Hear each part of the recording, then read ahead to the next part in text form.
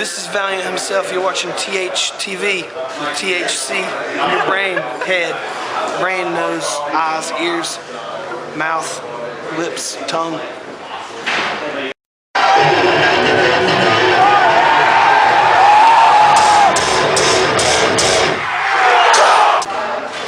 I'm here with Valient Himself in Pensacola, Florida. Hey, Alahoyas. How are you? So, your new album came out June 18th. What is your favorite track so far on the album? My favorite track is probably No Strings Attached, which is weird because it's totally different than anything we've done before, which I think is probably why I like it the most. It's just a little bit different. It was funny because the Pitchfork picked it to be the song that they released to let people hear a first taste of the album, and it wouldn't have been the one that I picked, but I like that they picked it. They said they called it a love song or something like that to your buddies in the summer, and that's kind of actually what it is. It really was written about us and a new beginning for what we're, like a new. We basically took our first big break in 8 years off the road, took 6 months off, and had like births and deaths, and there's like about to be marriages and things happen, things that we've never dealt with before in our life, like real life human earthling shit that we've never done before. So I can say shit, right? Okay. Yes. This is for the internet. Okay. I didn't know if this was for school or the internet.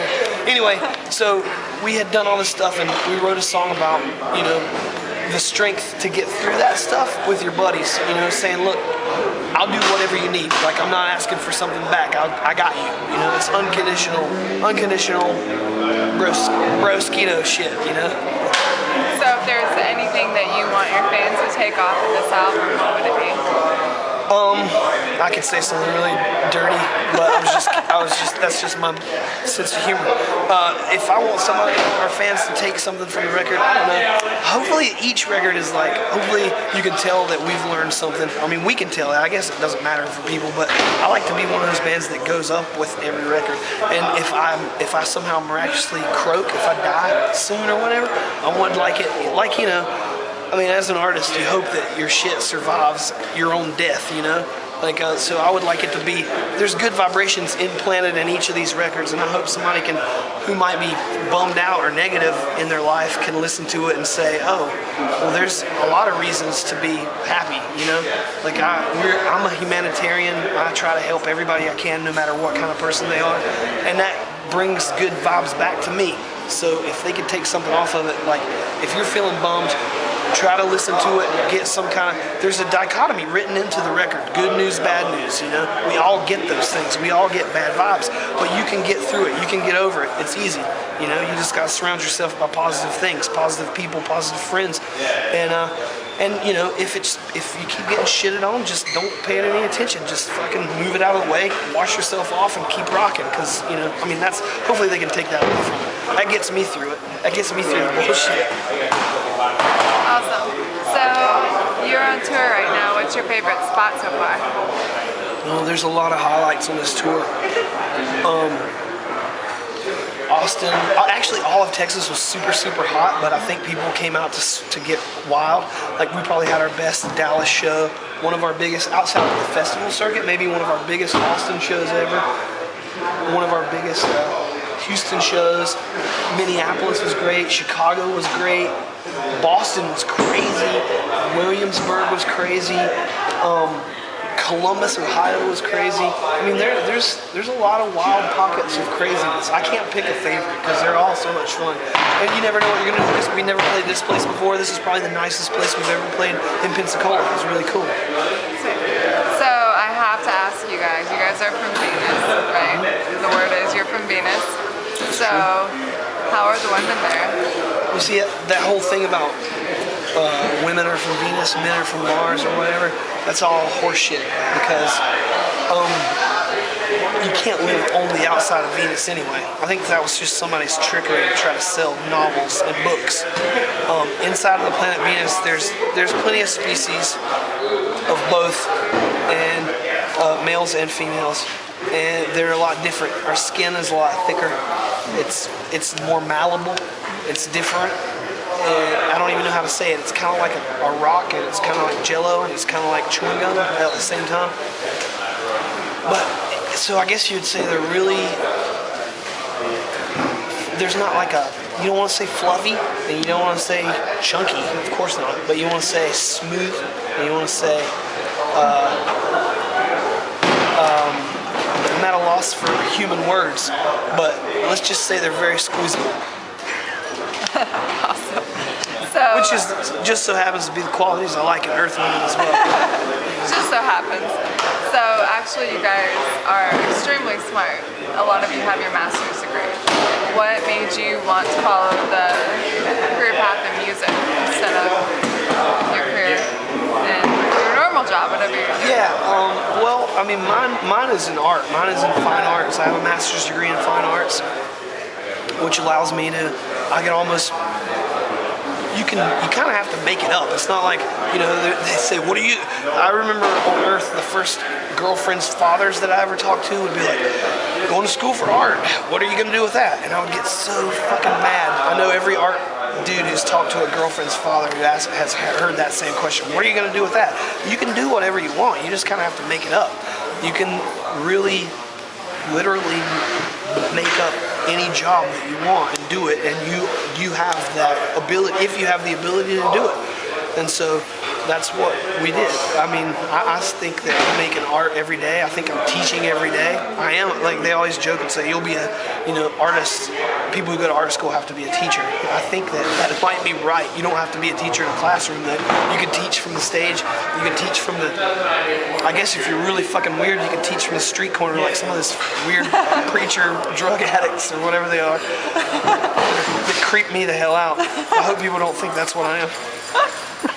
Anyway, I don't know why we chose it. I think this is probably the thing that everybody knows what they're the best at in the whole world, and sometimes you gotta have the guts to go for it if you can, If you can, you should. And I dreamed about it for a long time, and then I just said, well, what are the parameters to make it happen? There's the ways people measure success, and there's the ways people find significance, and that's more important to me.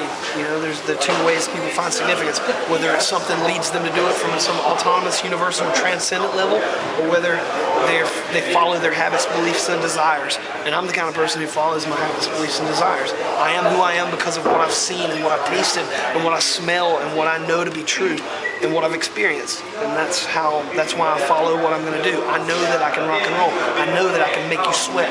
I know that I can make myself sweat, and that's a good thing. So that's what I choose to do. Does that make sense? Absolutely, absolutely. Positive words from Valient himself. So, back in 2006, you toured with Joan Jett. Yeah. You also toured with Mastodon in 2006. How did those tours vary? Well, there's a lot of funny stories from both of them. I would say that we didn't do Mastodon until 07, I don't think, or 08, maybe even 08.